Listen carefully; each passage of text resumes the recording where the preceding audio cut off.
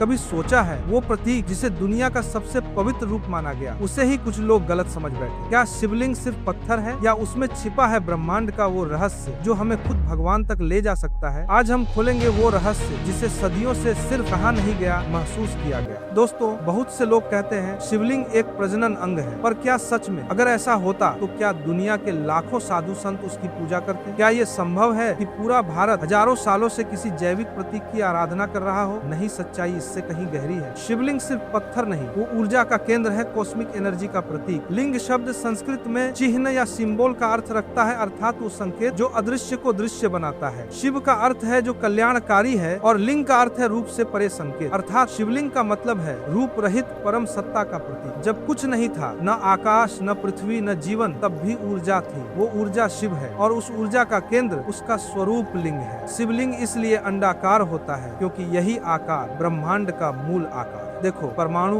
ग्रह, आकाशगंगाएं सब यही आकार लिए घूम रहे हैं। यही है लिंगाकार ब्रह्मांड। नासा के वैज्ञानिकों ने कहा है हर ग्रह, हर आकाशगंगा एक ऊर्जा के वॉर्टेक्स में घूमती है जो ऊपर से शून्य और नीचे से ऊर्जा का संकेंद्रण बनाती है। ठीक वैसा ही रूप शिवलिंग में दिखाई देता है। ऊपर का भाग ऊर्जा का शून्य और नीचे का भाग सृजन का आधार। यही कारण है कि शिवलिंग के नीचे जल लगातार गिराया जाता है, क्योंकि जल ऊर्जा को स्थिर करता है, शुद्ध करता है। ये कोई पूजा का नियम नहीं, ये ऊर्जा संतुलन की प्रक्रिया है। जब कोई भक्त शिवलिंग के सामने खड़ा होता है, वो वास्तव में अपने अहंकार को छोड़ देता है, क्योंकि शिवलिंग बिना रूप है। वो हमें बताता है कि ईश्वर को देखने के लिए आंखें बहुत तरह है, नहीं, अनुभव चाहिए। ध्यान दो, मंदिरों में शिवलिंग हमेशा अंधकार में होता है, क्योंकि ब्रह्मांड की शुरुआत भी अंधकार से हुई थी। वो अंधकार जहाँ से प्रकाश उत्पन्न हुआ वही शिव है। इसलिए शिवलिंग में पूजा नहीं होती, उसमें एकाग्रता होती है, ध्यान होता है। जब ब्रह्मांड बना तब बिग बैंग हुआ, एक सूक्ष्म बिंदु से अनंत विस्तार। वो बिंदु लिंग था और जो विस्फोट हुआ वही शिव का तांडव। हर लहर, हर कंपन, हर गति शिव की ऊर्जा है। इसलिए कहा गया नादम बिंदु कलम शिवम, अर्थात ध्वनि,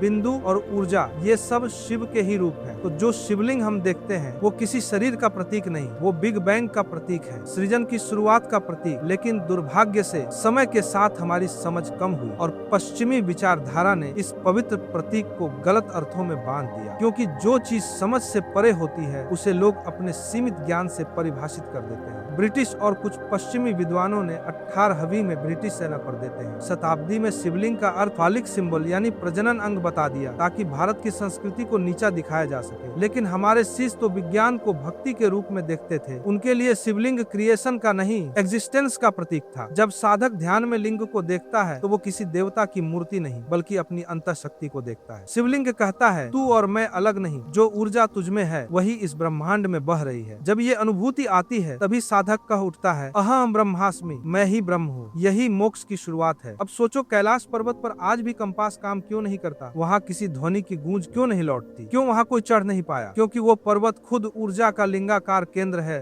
धरती पर स्थित सबसे बड़ा शिवलिंग। कैलाश केवल एक पर्वत नहीं, वो ब्रह्मांडीय ऊर्जा का एक्सिस मुंडी है, अर्थ एनर्जी पोल। भक्ति और विज्ञान दोनों एक ही दिशा दिखाते हैं, बस भाषा अलग है। विज्ञान कहता है सब कुछ ऊर्जा है, भक्ति कहती है सब कुछ शिव है। दोनों का सार एक ही है, जो भी है वही लिंग है, वही शिव। शिवलिंग हमें याद दिलाता है कि हम सब उसी ब्रह्मांडीय चेतना का हिस्सा हैं। तो अगली बार जब तुम किसी शिवलिंग के सामने खड़े हो तो उसे पत्थर मत समझना, वो तुम्हारा अक्स है, तुम्हारी आत्मा का दरवाजा है। शिवलिंग कोई प्रजनन प्रतीक नहीं, वो अनंत का द्वार है, जहाँ से सब शुरू हुआ और जहाँ सब समाप्त होगा।